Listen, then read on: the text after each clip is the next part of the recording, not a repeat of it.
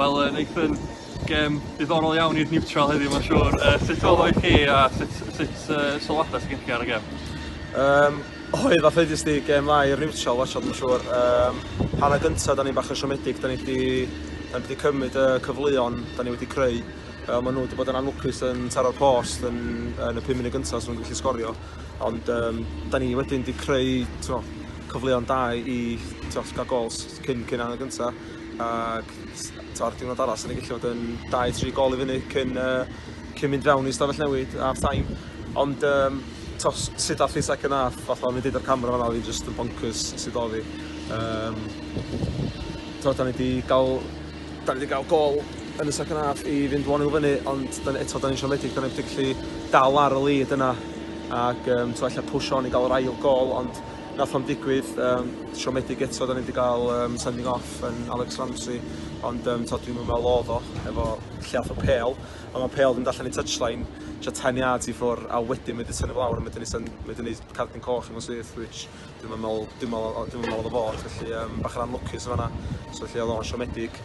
Ond wedyn, da ni wedi mynd lawr 2 gol i 1, ac pam wyt ti 2, oedd dim ots faint o sgôr, dim ots be di sgôr, os ti ar ei hôl i'n gêm ffwtbol, ac oedd i gartra hefyd lawr yma'n Llanelli, mae'r rhaid i ni ffeindio ffordd i ddod nôl yn ei gêm, da ni wedi dangos cymeriad, a pam gynnach chdi dros 100 o cofis yn canu trwy'r gêm, mae hynna jyst yn neud boost iddo chdi.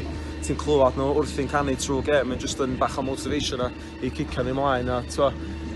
Heddiw yma, a yn ffodus gathon ni ddim y 3 pwynt, ond mae dal yn pwynt arall ar y bwrdd. Ac swn i'n licio deud mae'r pwynt yna heddiw i teulu Bethan i bob un o cefnogwyr Caernarfon ers blynyddoedd.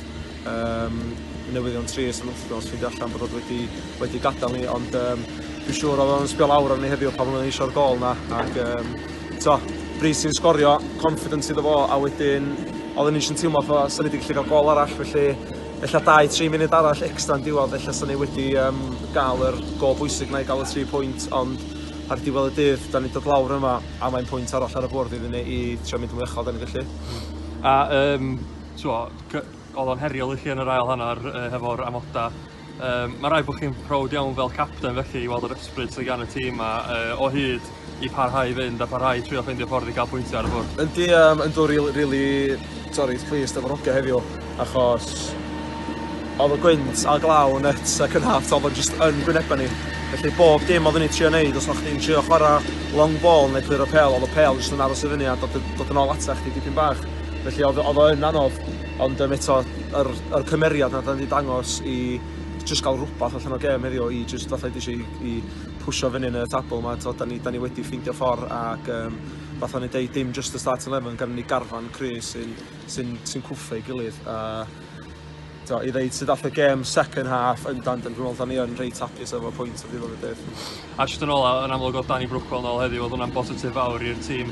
Mae yna lot o positifs o'r gêm yma yn does i cymryd ymlaen. A sut fyddwch chi'n edrych i adeiladu ar heina rwan o fewn mis fawr i'r clwb sydd i ddod? Yndi, mae o gret gael Brookwell yn ôl, achos sa'r injury heb di gallu digwydd efo'r adag mwyaf, oedd o just ar y ffôn, bob tro oedd o'n driblo a hitio i oedd o'n sgorio gols.